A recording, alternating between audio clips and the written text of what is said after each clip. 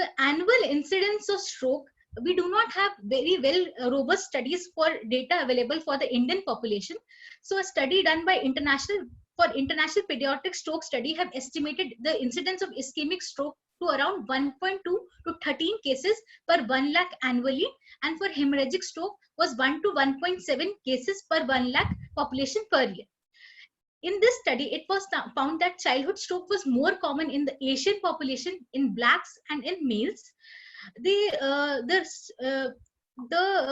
recurrence risk for stroke in population-based studies was found to be around 50%, and the most common risk factor was arteriopathy, followed by complex congenital heart disease or posterior circulation strokes. Now, coming back to basics, we will revise the blood supply of the brain.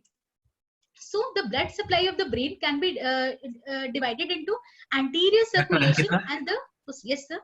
I think some of them are saying they're not able to see the slides clearly. Can you just stop sharing and then restart it? Restart sharing.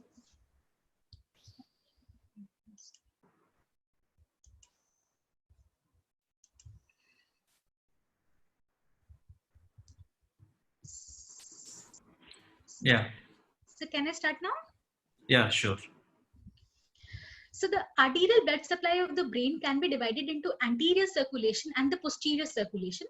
The anterior circulation of the brain is derived from the internal carotid arteries, which arise from the aortic arch, and when they ascend into the skull, they give the first branch, the posterior communicating artery, the ophthalmic artery, and the anterior choroidal artery. The end branches are the anterior cerebral artery, and the middle cerebral artery. The posterior circulation is derived from the vertebral arteries, which arise from the subclavian trunk, and they ascend along the medulla and give the medullary branches and the posterior inferior cerebellar arteries. And at the level of pons, they join to form the basilar artery, and they give the pontine branches, the superior cerebellar arteries, and the anterior inferior cerebellar arteries. And later on, the end branch is the posterior cerebral artery. The anterior cerebral artery, the middle cerebral artery, and the posterior cerebral artery, along with the posterior communicating artery and the anterior communicating artery, form the circle of Willis. So now coming to the blood supply of the cerebral hemispheres. So in the anterior cerebral artery mainly supplies the medial part of the cerebral hemispheres, especially the frontal pole and the parietal cortex. It also supplies a thin strip of cerebral cortex along the lateral part of the body, lateral part of the cerebral cortex. And the middle cerebral artery is the main artery which supplies the lateral surfaces of the cerebral cortex, and the posterior cerebral artery supplies the occipital cortex and the parietal cortex and the parietal pole. Dr. Ankita? Yes, sir. Still, I don't know, somehow many attendees are still complaining that it is very blurred. Sir, can I go to the next slide? It might appear. Okay. Yes. Okay. Did you press that tick box to optimize the? Yes, sir. I had selected that tick box. Okay. Okay. So, is the screen better right now? To me, it is looking fine. Yes. I don't know. Okay. Yeah, maybe you can go a little slow, so that sometimes because of the fast changing in the slides, also it may get little blurred. Okay. Yeah. So the venous drainage of brain can be divided into superficial venous system. The cortical veins, which drain the cortex and superficial subcortical white matter, drain into the superior sagittal sinus, and this compromises the superficial venous system. The deep venous system are the thalamostriate branches, the internal cerebral veins, the medullary veins, the choroidal veins. They drain into the vein of Galen, which join the inferior sagittal sinus to form the straight sinus. The straight sinus joins the superior sagittal sinus and the laterally placed transverse sinus to form the confluence of sinus, from which they drain bilaterally into the sigmoid sinus, which then drain into the jugular veins. So in occlusion of the superficial venous system, we see paramedian cortex infarction. And if there is an infarction involved in occlusion of the deep venous system, we see infarction of the basal ganglia, brainstem region. So coming to the first case, 10-year-old boy presented with complaints of paucity of movements of left side of the body along with deviation of angle of mouth to right for the last 2 days. On examination, the vitals were stable, but the patient had multiple café au lait macules on his body. Also, there was some deformity noticed of the bilateral tibia. In neurological examination, the child had left side upper motor neuron facial nerve palsy, left side hemiparesis.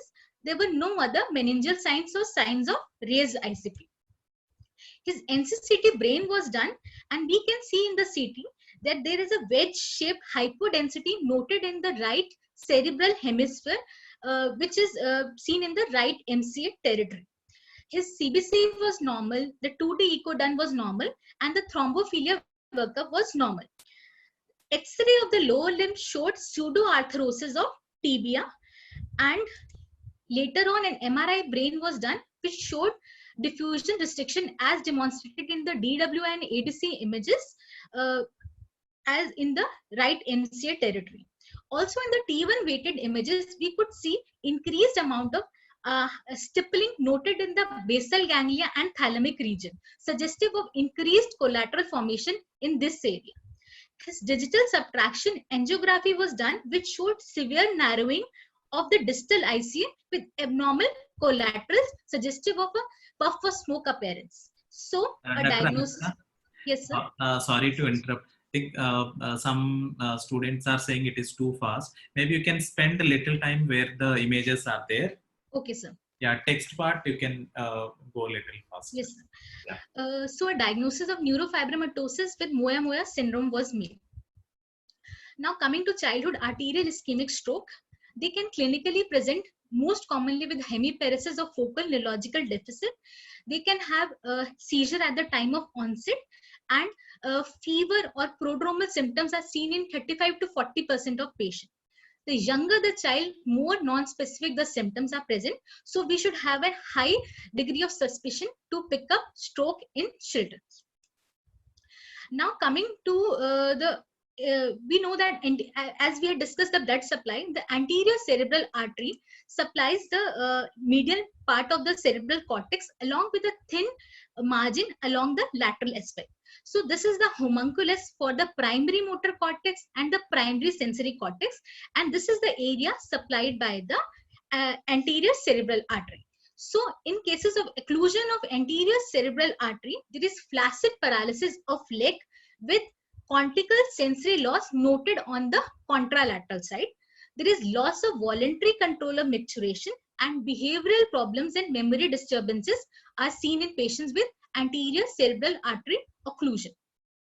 Now in middle cerebral artery occlusion, the middle cerebral artery supplies the lateral part of the motor and sensory homunculus. So these present with contralateral hemiplegia, contralateral hemianesthesia, and contralateral homonymous hemianopia. If dominant hemisphere is involved, as the dominant hemisphere has the Broca center, so these patients will have global aphasia, and if a non-dominant hemisphere is involved, they might have apraxia. In patients with posterior cerebral artery stroke, they have paramedian thalamic infarction, and they have sensory loss, pain, and movement disorder, and contralateral homonymous hemianopia is seen in these patients. Now coming to the brainstem syndromes, there is a very big list of all the syndromes, various brainstem syndromes. It is important to note if there is ipsilateral cranial nerve palsy with contralateral hemiplegia, we should suspect brainstem syndromes. The third and fourth cranial nerve arise from the midbrain. If there is involvement of ipsilateral third and fourth nerve and contralateral hemiplegia, we should suspect midbrain affection, that is the affection by the posterior cerebral artery. If the sixth and seventh nerve is affected, and we should suspect pons and the basilar artery stroke, and if the 9th to 12th nerves are affected, we should suspect medullary stroke syndromes seen in vertebral artery strokes. There are various risk factors for childhood arterial ischemic stroke, and such as arteriopathy, which can be seen in Moyamoya disease, post-varicella angiopathy, arterial infections. Cardiac causes are complex congenital heart disease, arrhythmias, septal defects, endocarditis, cardiac surgery, hematological syndrome, sickle cell disease, it's a very important cause, iron deficiency anemia, inherited prothrombotic states, and acquired thrombophilia. Other causes are SLE and drug abuse like cocaine use and some genetic syndromes. Now, this was a study done in AIIMS New Delhi regarding the profile of prothrombotic factors in Indian children with ischemic stroke. And in this study, elevated homocysteine levels, protein C deficiency, anticardiolipin antibody were the most commonly associated prothrombotic factor in acute ischemic strokes. Now, coming to the clinical evaluation of a child with acute stroke. When a child with suspected stroke presents to you in the emergency department, the first and foremost thing you should do is do supportive care and stabilize the patient. You should maintain his airway, breathing, circulation, supplemental oxygen to maintain the saturation more than 90% and to maintain euthermia, euglycemia, and euvolemia. Treatment of seizures, hypertension, and raised ICP should be done if they are present. Then we should take a detailed clinical evaluation, a detailed history, and do a detailed examination of the patient. Then a neuroimaging should be done to confirm the presence of stroke and exclude hemorrhagic stroke. When the diagnosis of acute ischemic stroke is confirmed, then we should meanwhile start acute phase anticoagulation or acute phase anticoagulation, which is antithrombotic therapy. It can be either anticoagulation therapy or either it can be antiplatelet therapy. So according to the recent AHA and ASA 2019 guidelines, till when we have not discovered the underlying etiology of the stroke, we can start either of these, and there is safety data present for the both. After we have identified the underlying etiology, then we can tailor our treatment, the anticoagulation therapy or antiplatelet therapy based upon the risk factor. Also, it's very important to rehabilitate and manage the comorbidities present in the patient and the treatment of underlying cause. In the history, it's important to ask about a preceding febrile illness or co-occurring febrile illness in the patient, which can be seen in pyogenic or TB meningitis. A history of recent respiratory infection, which can be seen in mycoplasma pneumonia. If the ischemic attack was precipitated by crime, as seen in Moyamoya disease. In Moyamoya disease, when the child cries, there is hyperventilation and there is CO2 washout. Because of the CO2 washout, because of the already compromised cerebral circulation, there is decreased blood flow, which can precipitate stroke in patient with the Moyamoya disease.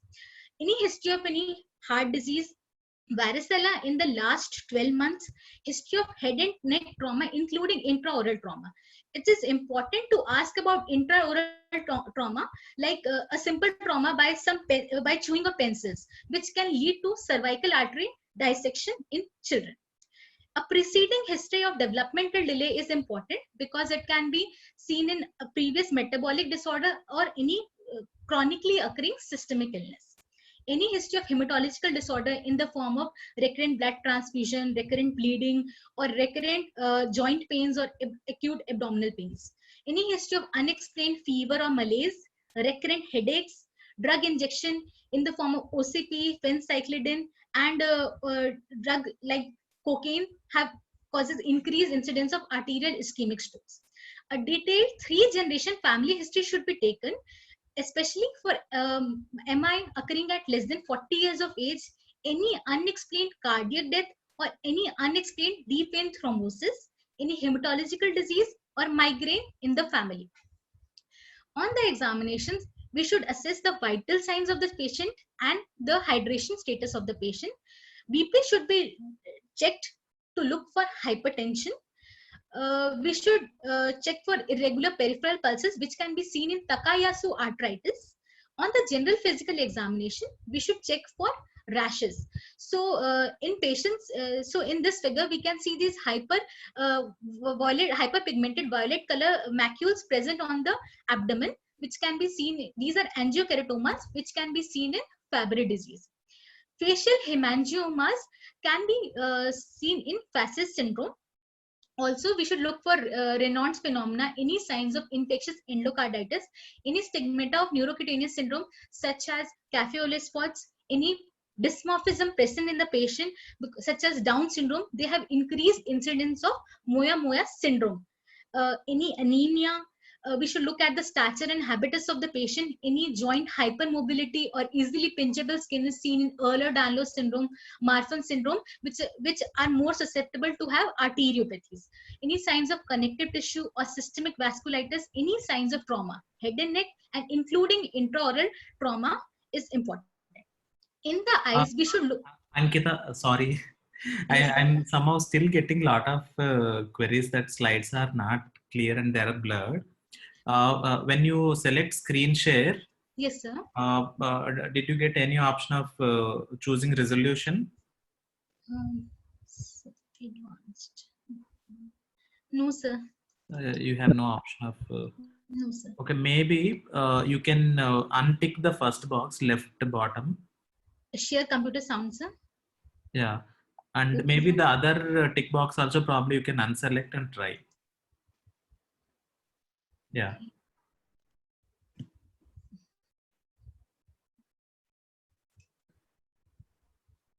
Is it better now, sir? It's looking clear.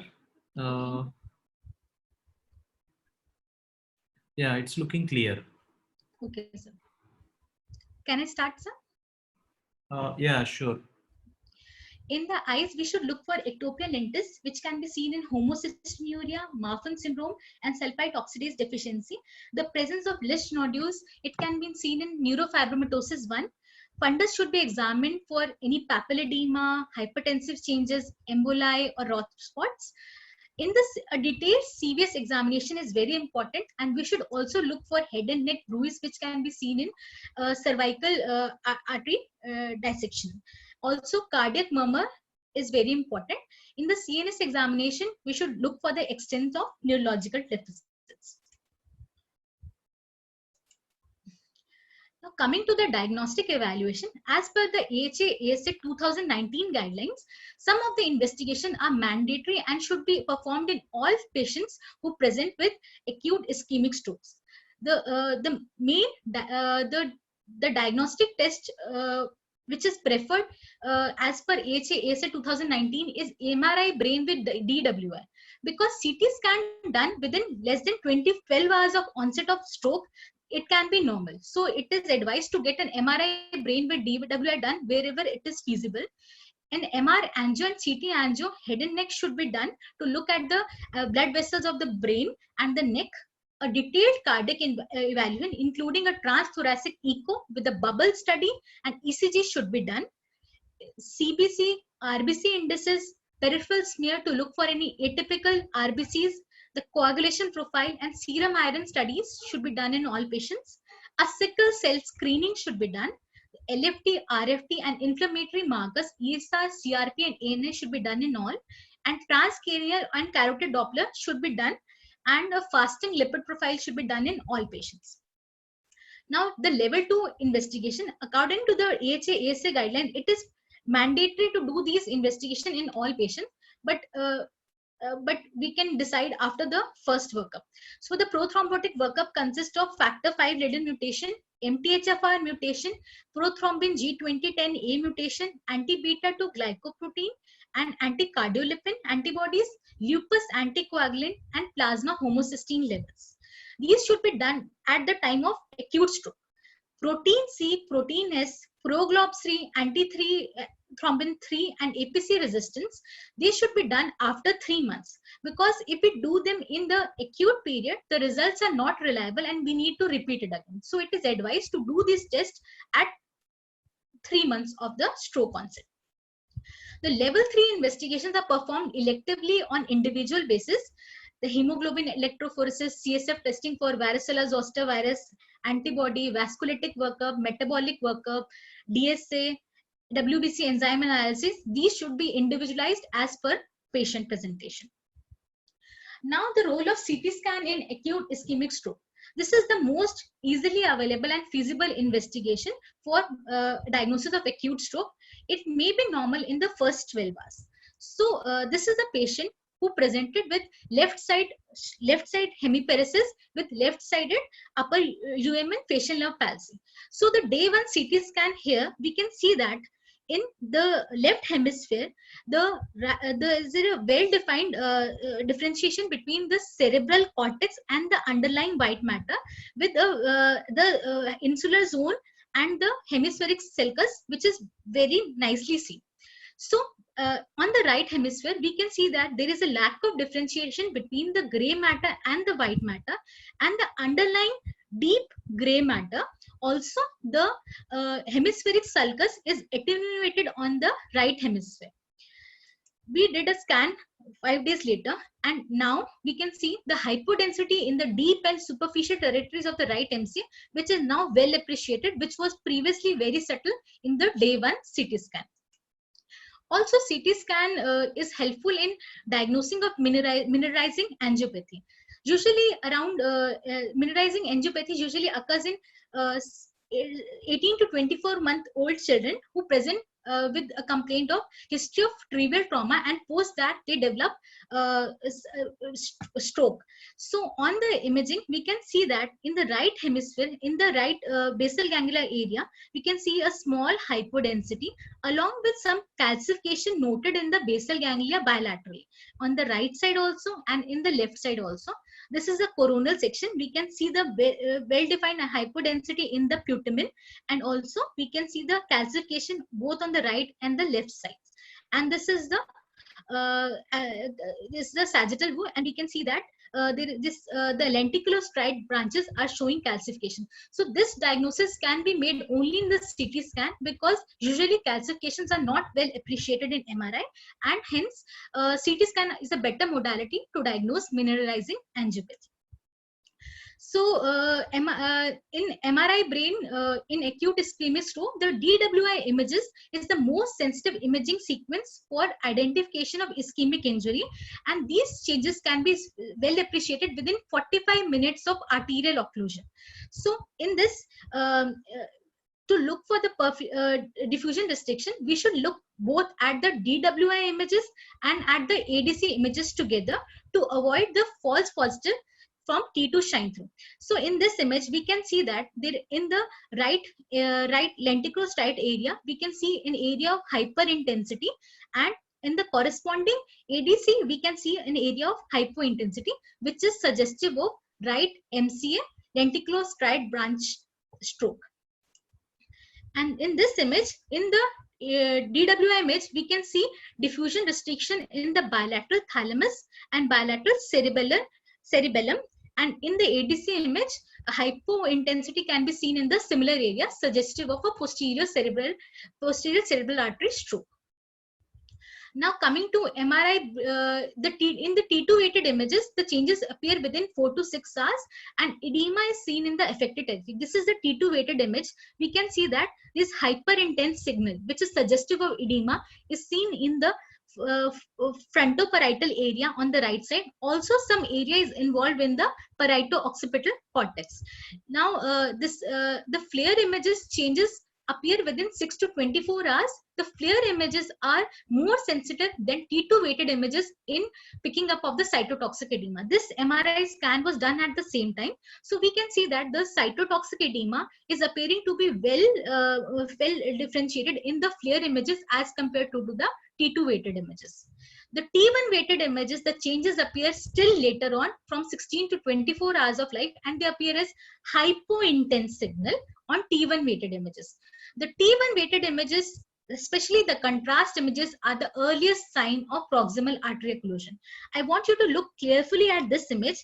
In this image, we can see that in the contrast, in the post-contrast image, there is increased visualization of the cerebral arteries, which occurs when in the distal territory the vessels become more hyper intense after contrast. So this sign of vascular enhancement in T1 weighted image is a good predictor of occurrence of hemorrhagic transformation in acute ischemic stroke. So this scan we can see in the DWI images, there is diffusion restriction present in the left MC territory region, and the corresponding T1 weighted images showed peripheral vascular enhancement. So a scan was repeated 1 week later, and in 1 week later, we can see multiple areas of petechial hemorrhages on the T2 weighted images. So it's a good predictor that there is an increased tendency to for hemorrhagic transformation if a vascular enhancement is noted on initial T1 weighted images. The MR angio is sensitive in detection of arterial occlusion and stenosis in large and medium-sized cerebral vessels. It can demonstrate arterial narrowing and dilatation in arteritis. So this is an MRA of a patient, and we can see that this is the circle of Willis, and we can see that the right side is appearing to be normal, but the left side is appearing to be incomplete. So there is a blockage of the left ICA and the MCA, but the ACA is still visualized. This is another MRA of a patient, and we can see that the right side is appearing to be normal, but on the left side, we can see that there is a left focal MCA blockage, because of which there is a filling defect seen here. Also, the later on vessels are appearing to be, the vessels are appearing to be thinner in size, and the circulation is also decreased on the left side. This is the corresponding T2 weighted image, which is showing a left side MCA territory infarct. Now this is a CT angiogram of a patient, and we can see this is the neck, this is the cervical column, and this is the vessel. This is the internal carotid artery. In the area where the arrow is pointed, we can see there is an area of dilatation of the vessel, and there is some thrombus. Thrombus can be visualized. So in this area, the patient had a left side carotid dissection, and this later on in the CT we can see the hyperdense vessels. This is the hyperdense vessel, and in the corresponding CT we can see that in the MRI we can see these areas of infarct. Now, digital subtraction angiography, it is useful for the diagnosis of vasculitis, which can be missed by the MR angio and the CT angio. In vasculitis, we can see these small ballooning out in the various vessels. This is suggestive of vasculitis, which cannot be picked up by the CT angio or the MR angio. It is important to do DSA in patients with Moyamoto disease to assess the collateral blood flow before the surgery, or to look for emboli within the blood vessels, or to look for any aneurysmal anatomy. It should be done in all children in whom the initial stroke workup did not reveal any etiology, to look for any underlying arteriopathy. Now, coming to the principle of management of childhood acute ischemic stroke. The principle is that we want to reduce the area of irreversible brain tissue ischemia or damage. The irreversible brain tissue ischemia occurs within minutes to hours of an arterial occlusion. So when the stroke occurs, there is a occlusion of the blood supply, there is release of glutamate release, and there is a receptor activation, because of which calcium influx is present in the cell, which cause activation of the calcium sensitive enzyme, the phospholipases and the proteases, which trigger the apoptosis pathway, which lead to necrosis and finally cell death. So this time to irreversible tissue injury is shorter in the central core of the infarct and is longer in the surrounding penumbra. The penumbra, this time is longer in penumbra because the penumbra receives blood supply also from the collaterals, from the other vessels which have normal blood flow. So the neuroprotective strategies is to balance the metabolic substrate supply with the tissue metabolic demand to increase brain tissue survival primarily in the penumbra region. So the neuroprotective measures help us in reducing the reperfusion injury which can occur in these patients. Now coming to hyperacute management of childhood arterial ischemic stroke. The optimal time window for recanalization therapy in adults is well established, and it differs for different therapies. For IV alteplase, it's around 4.5 hours. For endovascular thrombectomy, it's around 6 hours. And in some cases, it can be done up to 24 hours. But there is still paucity of clinical data available in pediatric population for thrombolysis. So a TIPS trial was started to study this, which was funded by NIH, in which IV alteplase in children was studied in 2 to 18 years of age of patients with stroke onset less than 4.5 hours of acute ischemic stroke. but it had to be stopped because of low patient enrollment.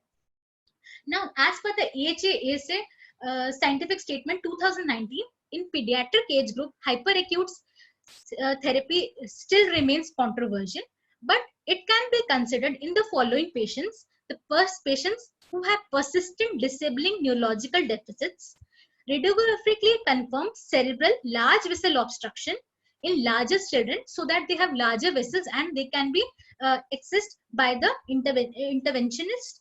The treatment decision should be made with neurologists who have expertise in treatment of childhood stroke. These interventions should only be done by an endovascular surgeon with experience both in treating children and performing EVT in adult stroke patients. So,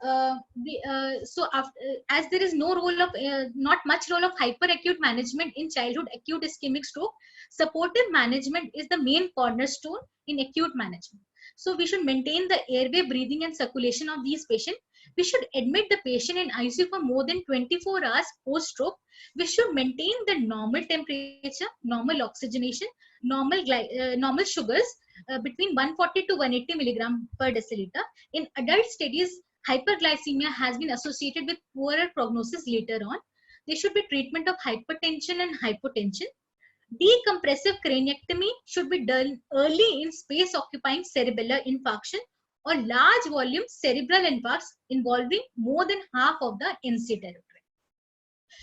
Urgent antithrombotic treatment, anticoagulation or antiplatelet drugs should be started early. If seizures are present, they should be managed with antiepileptic drugs. Also, equal importance should be given to start early nutrition in these patients, early mobilization, and plan early therapy. Now, coming to childhood acute ischemic stroke prevention, the primary prevention. So we have a patient who doesn't have any history of stroke, but has a risk factor which is associated with increased occurrence of stroke. In these patients, we need to do primary prevention to not let the stroke occur. But because of the diverse underlying causes as compared to adult stroke etiologies, primary prevention is a little difficult in patients with pediatric patients. There are some case scenarios in which it can be applied, like in sickle cell disease, chronic exchange transfusion and hydroxyurea can reduce the risk of first stroke. If a cardiac thrombus is identified, either we should start anticoagulation therapy or we should do a surgery. Varicella vaccination should be given to all children, and treatment of iron deficiency. The secondary prevention, we need to, after the stroke has occurred, we want to prevent the recurrence of new strokes. So either antiplatelet agent or anticoagulation, depending upon the etiology, should be started. The closure of PFO is still controversial as per the 2019 guidelines. If no cause is identified, we should go ahead with PFO closure. We should establish healthy behavior patterns to reduce adult stroke risk factors.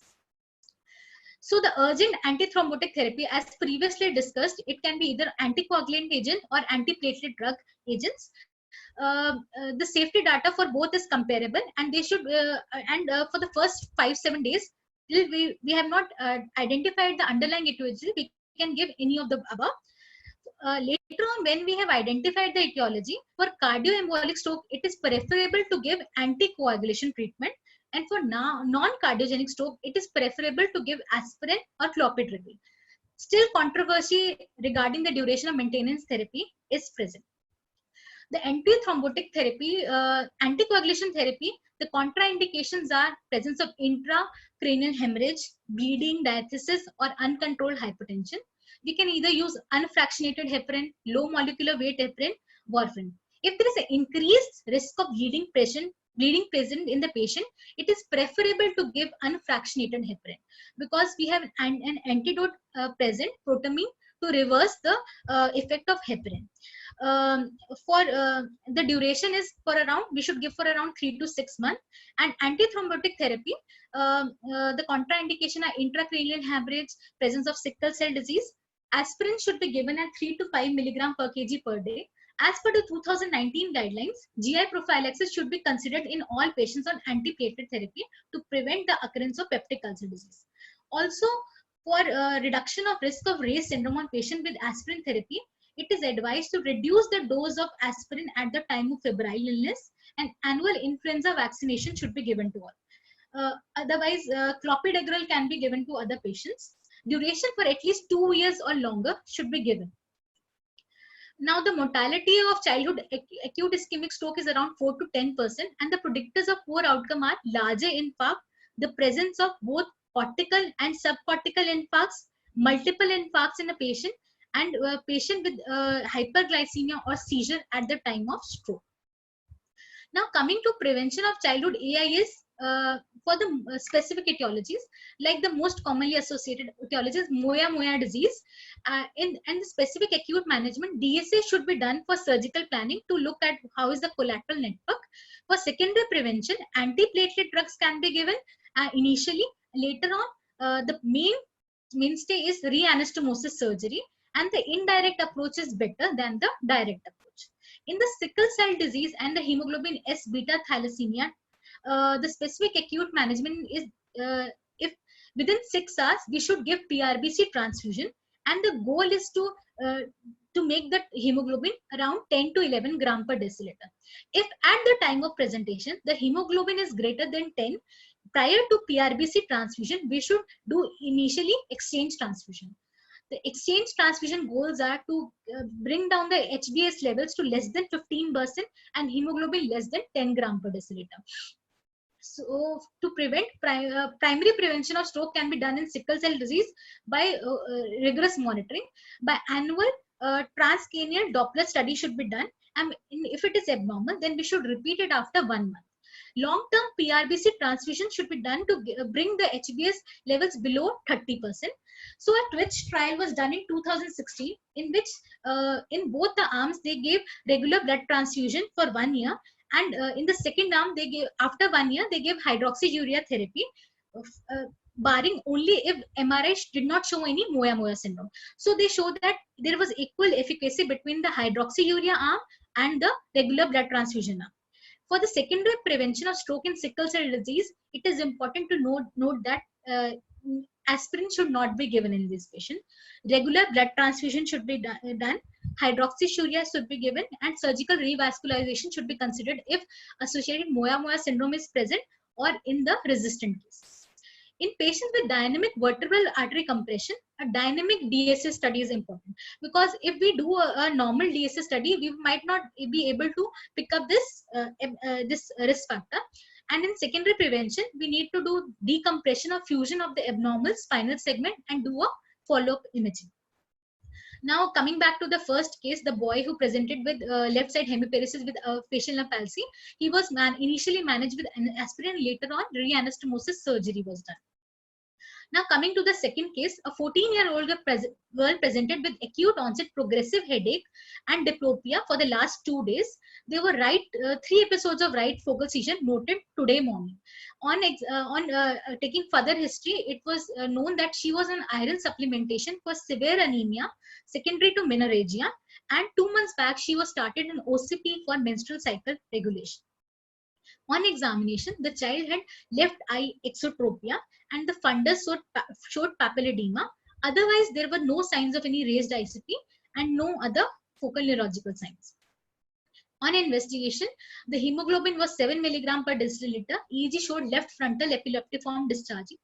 The NCCT brain done showed bilateral front. We can appreciate that the bilateral frontal hypodensities is seen left side more than the right side. The CT venogram done showed us this is the superior sagittal sinus, and the normal sinus in which we can see the contrast. This is the straight sinus, inferior sagittal sinus. So we can appreciate the filling defect in the superior sagittal sinus. Later on, MRI brain was done, which showed diffusion restriction in the bilateral frontal area, left side more than the right side. And on the axial T1 weighted image, the thrombus can be well visualized in the superior sagittal sinus. So, a diagnosis of cerebral sinus venous thrombosis secondary to iron deficiency anemia with OCP intake was made in this child. Childhood CSVT is defined as thrombosis of superficial dural or deep venous system, which leads to impaired venous drainage and intracranial hypertension. which further leads to arterial blood flow impediment and ischemia, infarction, and hemorrhage. The presentations vary by age and the presentation is usually gradual. In infants, they present with seizures or encephalopathy.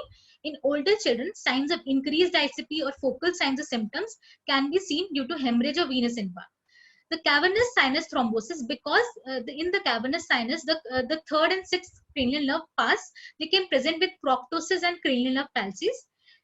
Sometimes CSVT can be silent, incidentally found in post-op head and neck surgery or in trauma patients. There are multiple risk factors present, multiple risk factors of cerebral sinus venous thrombosis, and the multiple risk factors coexist in the same patient. So this was a study published in NEGM in which they found that 40% of patients had more than 3 risk factors. The most common risk factors were head and neck infection, anemia, dehydration, and thrombotic states. Further, the CSVT risk factors can be either classified either modifiable risk factors and the chronic conditions. The modifiable risk factors are fever, dehydration, infections, and the chronic risk factors are underlying IBD, SLE, or any inherited thrombophilia. These are the chronic conditions. So for CSVT evaluation, the CT scan has a low sensitivity around 60 to 80%, and MRI or MRV are the test of choice for pediatric CSVT diagnosis. So this is a CT scan.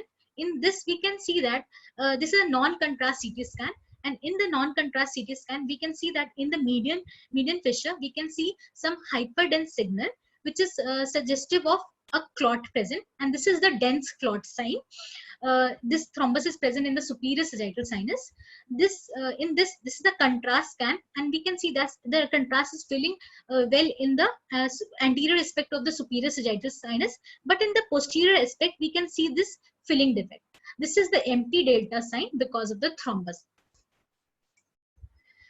Now this is an MRI of the patient, and we can see that there is a hemorrhagic infarct seen in the right side thalamus. As we had discussed previously, the thalamic venous infarcts are because of the involvement of the deep venous drainage system. So this is the MRV of the patient, and we can see that the superficial drainage system, the superior sagittal sinus, is well visualized, but the straight sinus and the inferior sagittal sinus are not visualized. We can see a well-defined thrombus in the straight sinus. So this child had a deep vein thrombosis. So for the comprehensive evaluation is required for CSVT to detect the acute management and timing of anticoagulation. We should do a detailed thrombophilia workup, CBC, iron studies, infectious workup. If we are suspecting sinusitis or mastitis, a CT head should be done. A prompt recognition and treatment of risk factors is important. Neuroprotective measures and the supportive care to maintain the euglycemia, euthermia, euvolemia should be done in patients with CSVT. IV fluid should be given if the patient is having dehydration. We should transfuse or supplement iron for anemia, treat infection and headache. Surgical intervention for otitis media or mastocytitis may be needed. So if there is an increased chance of increased ICP in patients with CSVT, which can be either treated with acetazolamide or some CSF diversion techniques. It is important to note that anticoagulation therapy is the mainstay of management of CSVT except septic CSVT. The septic CSVT, because of secondary to otogenic infection or sinusitis, is treated with surgical approach and antibiotics. And the anticoagulation options are the same. Unfractionated heparin, low molecular weight heparin, and warfarin. If increased bleeding risk is present, unfractionated heparin is preferred. If no anticoagulation therapy is given in the first few days because of some contraindication for anticoagulation therapy, we should repeat neuroimaging in the next 3 to 7 days. It may to look for clot propagation or newer venous infarcts. 1/3 of the children without initial anticoagulation therapy propagate thrombus in the first 1 week, and of those 40% develop venous infarcts. The duration of anticoagulation therapy varies. If an identifiable risk factor is present, we should give it for around 3 to 6 months. If there is no identifiable risk factor, then we should give it for around 6 to 12 months. And if inherited condition or any chronic illness is present, we should continue for lifelong. A repeat neuroimaging should be done to evaluate for the response. Endovascular intervention can be considered if deep venous, multifocal or diffuse thrombus is present. So in our patient, the girl who had severe anemia and who was on OCP, she received PRBC transfusion. OCPs were stopped. She was started on iron supplementation. She received low molecular weight heparin for 3 months, and the repeat scan done at 12 weeks showed complete recanalization. Now the mortality varies from 0 to 24%, and poorer outcomes are seen in patients who had hemorrhage at diagnosis or who had cerebral edema or venous infection. Now coming to the third case, a 2-year developmentally normal child who presented with excessive drowsiness for 1 day, and he had 1 episode of GTCS in the casualty. On examination, he was afebrile, vitals were stable, there was severe pallor noted, and the GCS was 10/50. His airway breathing circulation was maintained. He was loaded with Eptoin. His blood sugar done at that time was 90 milligram per deciliter. Calcium was 8. The hemoglobin showed severe anemia of 4 milligram per deciliter. His coagulation parameters were normal.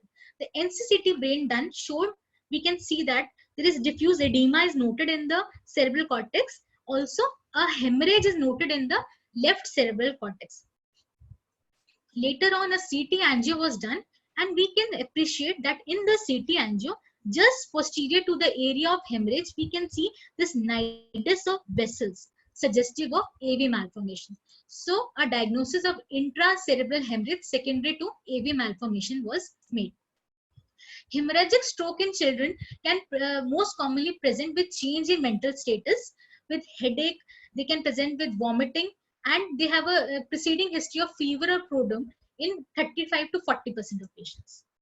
The underlying risk factors for hemorrhagic stroke, these can be vascular structural malformations like AV malformation, AV fistula, cavernous malformation, or hematological disorder which can be inherited like hemophilia A, hemophilia B, von Willebrand disease, or acquired conditions like ITP, vitamin K dependent clotting factor deficiency, and they can be secondary to trauma.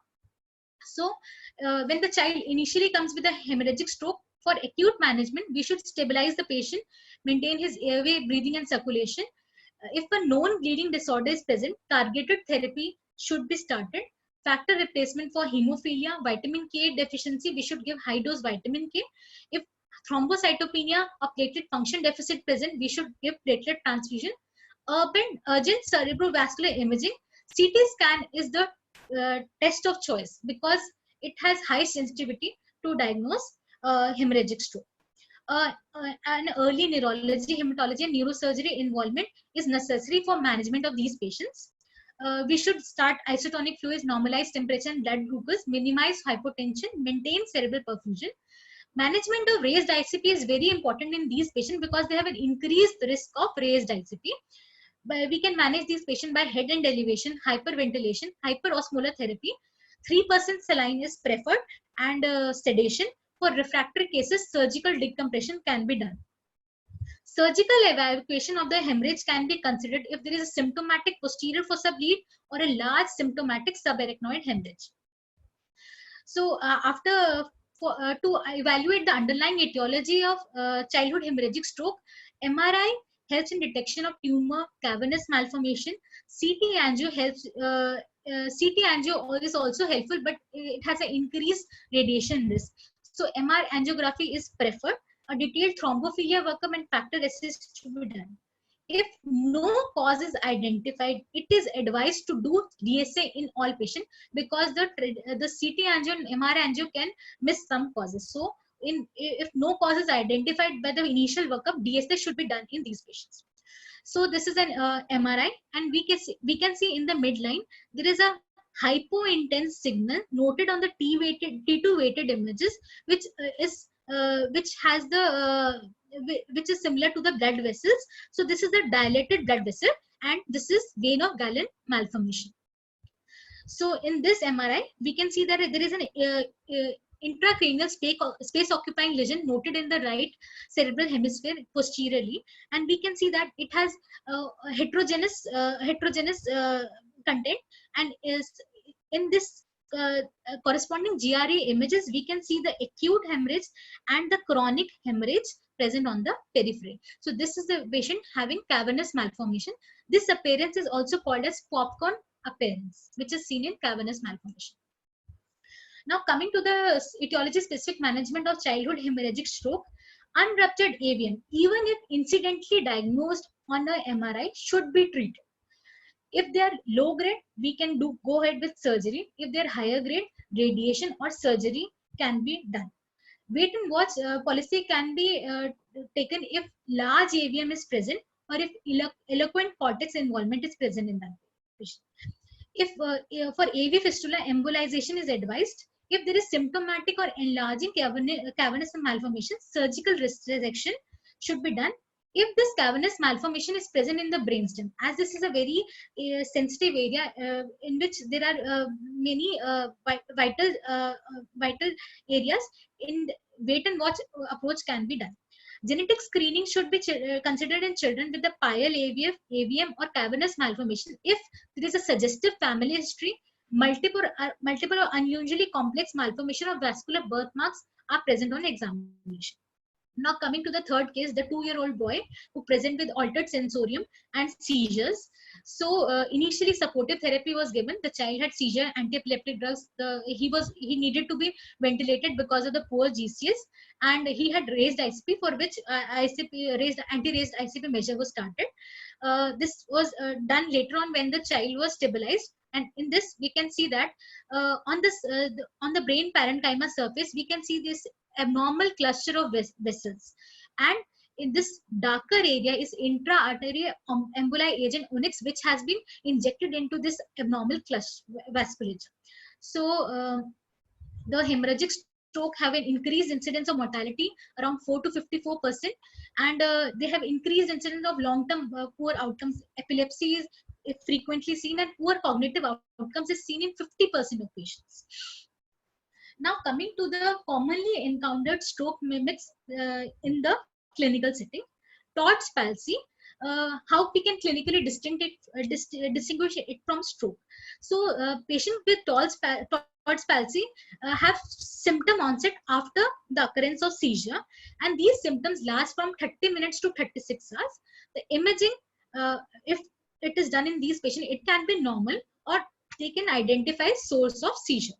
In acute demyelinating event is another common stroke mimic. They have a gradual onset and there are multifocal symptoms present.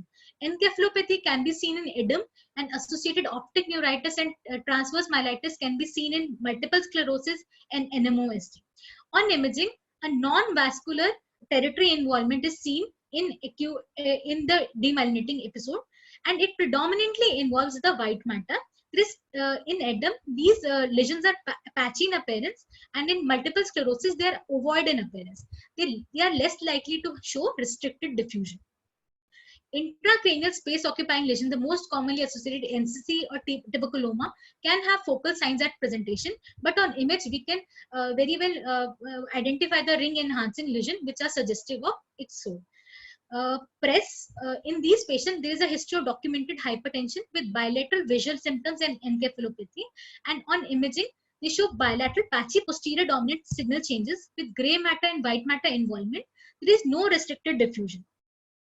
Recurrent episodic hemiparesis. These are a type of channelopathies, and history of recurrent contralateral event, chorioathetosis and dystonia is seen. The imaging studies are normal in these patients. So the take-home messages from my presentation are: pediatric strokes are multifactorial and extensive workup is required for secondary prevention for further strokes. Neuroimaging, if there is a stroke confirming to the vascular territory, we should think about arterial stroke. If it is not confirming to vascular territory, we should think about venous or metabolic strokes.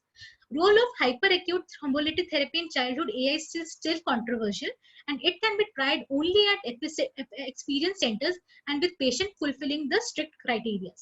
Supportive neuroprotective treatment mainstay of management of acute ischemic stroke. For arterial ischemic stroke, antiplatelet and anticoagulation therapy are mainstay of therapy, and for venous ischemic stroke, anticoagulation therapy should be given. We should carefully look for stroke mimics, and asymptomatic incidentally detected AVM should also be. Thank you. Thank you, Dr. Ankita. That was a very comprehensive coverage of acute childhood stroke. I think there are a lot of questions. I'll go one by one. Okay, how can we differentiate herpes or other viral encephalitis and ischemic stroke by seeing MRI? And how can we differentiate by diffusion weighted imaging? So, to differentiate in herpes encephalitis, in the T2 weighted images, hyperintense signal will be noted in the various in the affected region, but there will be no the DWI image might show some diffusion restriction, but the corresponding ADC might not show the diffusion perfusion restriction. So by that we can differentiate. Right. Shall we advise CT angio or MR angio initially, or directly go to DSA in a child with ischemic stroke? Yeah. So DSA is a very invasive procedure, and initially we should go ahead with MR angio because there is less radiation risk, and later on, if it do not identify any cause, then only we can go ahead with DSA. Right. And should we give aspirin in tubercular infarcts? Tubercular infarcts, aspirin can be given along with the anti-tubercular therapy. Okay. Is there any evidence to say that it helps? The evidence is based only upon few case report and case series, and robust evidence is not available. Right. How does iron deficiency anemia cause stroke?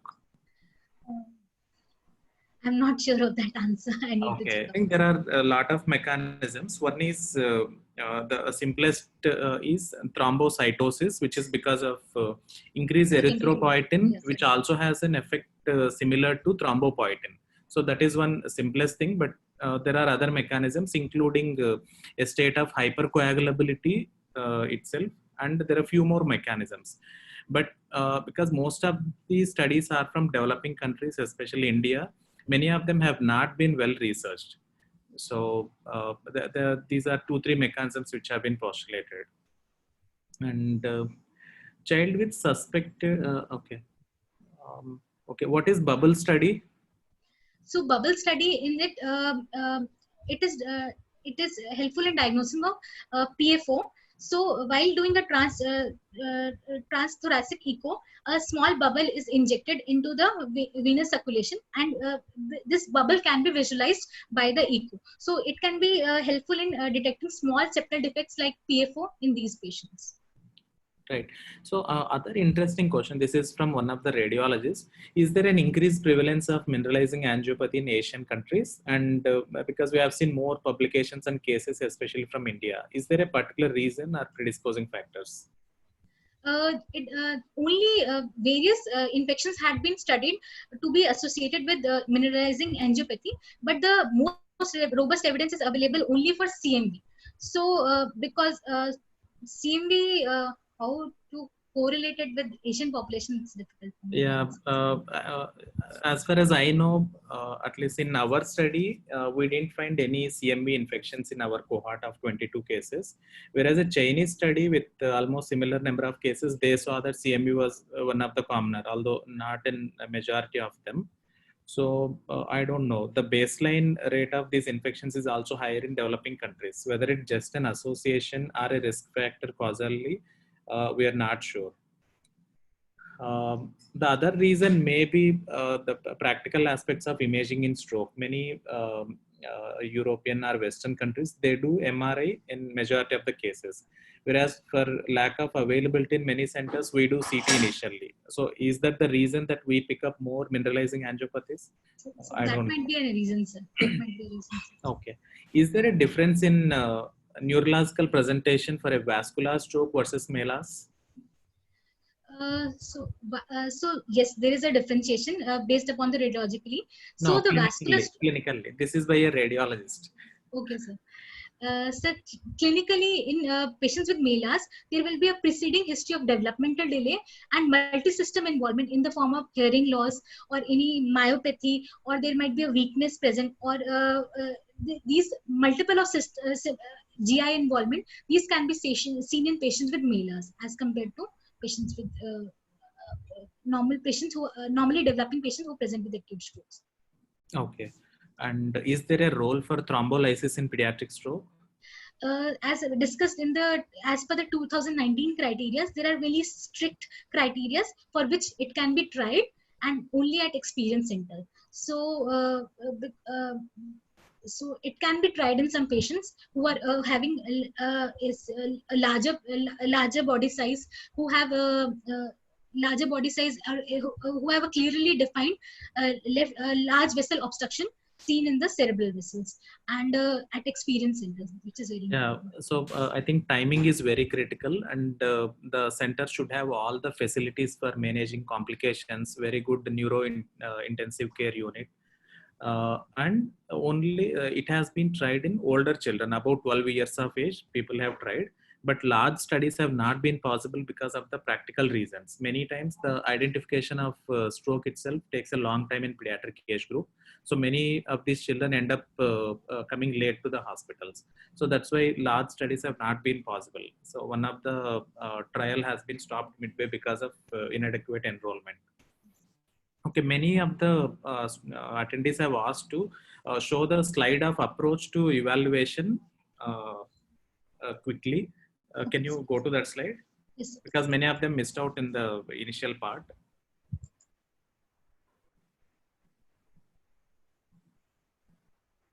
We can end show and go back. Yeah. There's one slide on approach, I guess. Yes.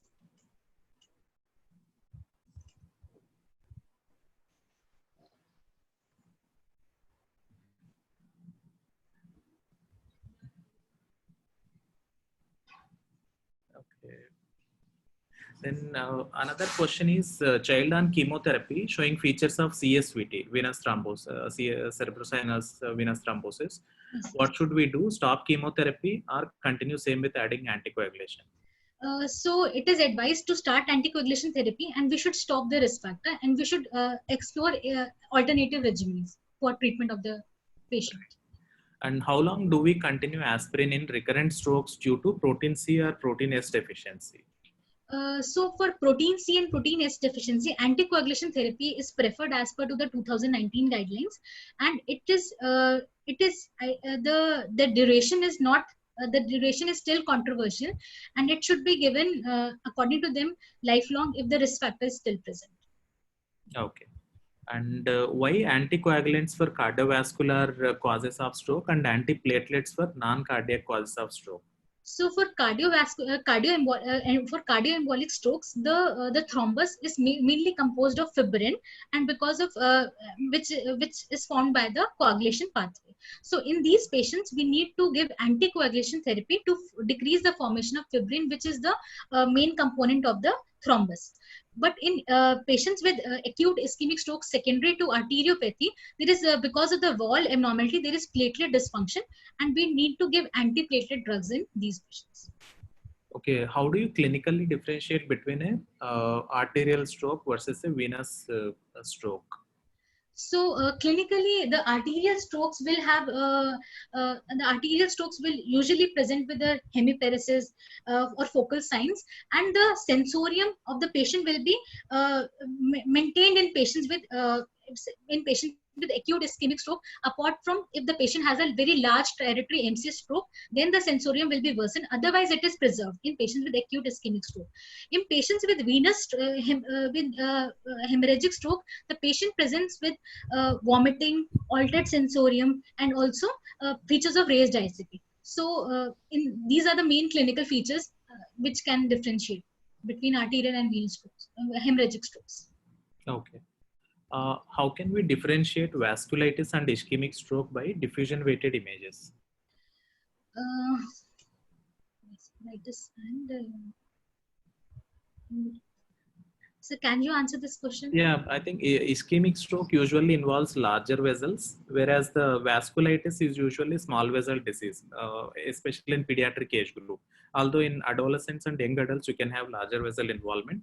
But in pediatric setup, most of the times what we see is small vessel involvement, especially in a setting of CNS infection.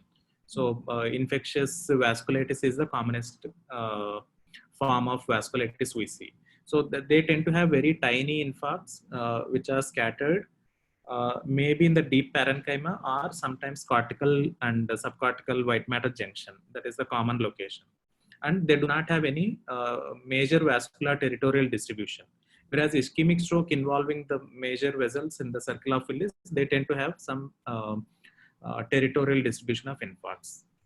And then you have clinical and biochemical parameters to differentiate. Till what time we can call it as post varicella stroke following acute varicella? So it is said that the history of varicella, preceding varicella, it's important in the preceding 1 year. So if the child has an infection of varicella 1 year prior to the illness, up to 1 year prior to the illness, we can call it as post varicella arteriopathy or stroke. Right. What a okay. Right.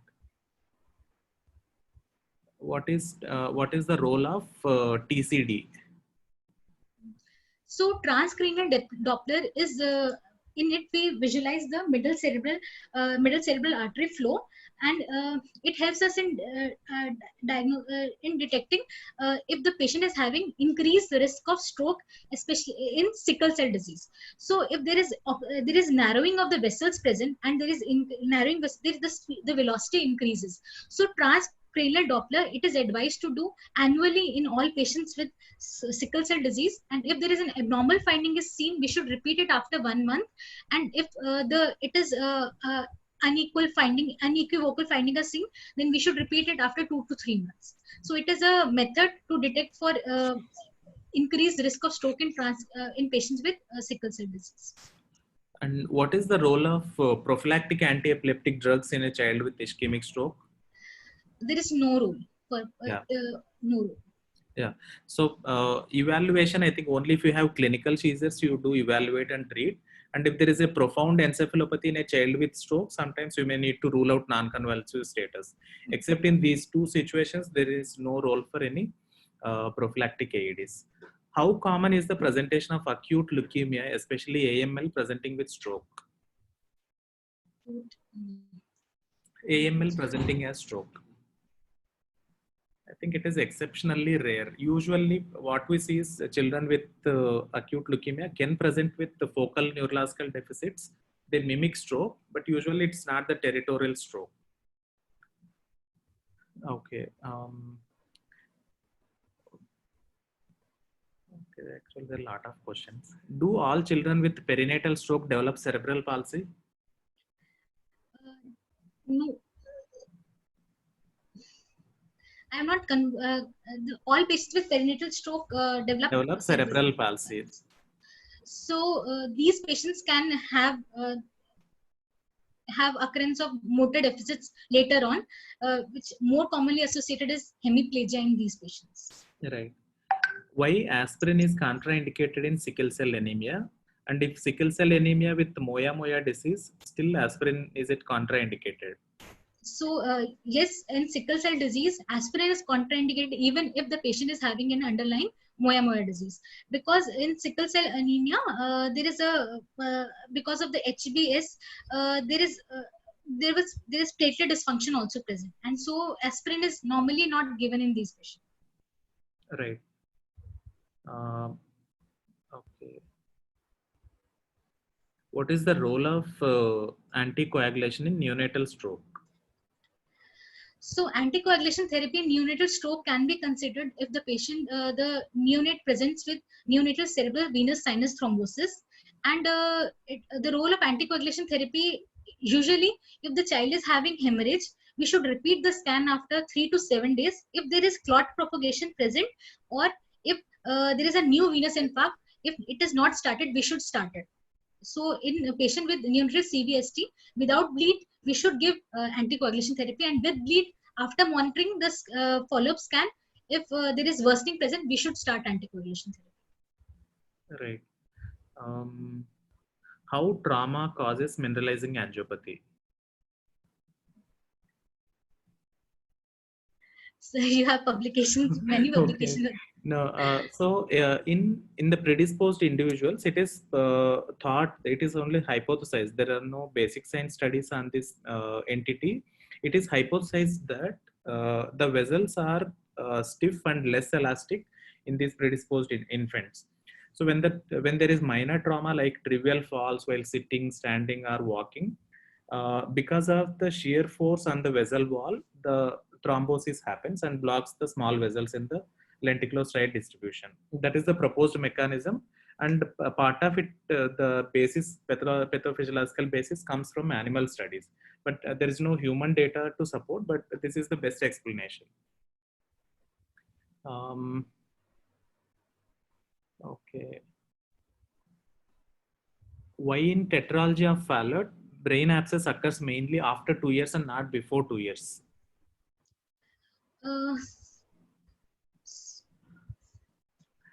I'm not sure. Even I don't know.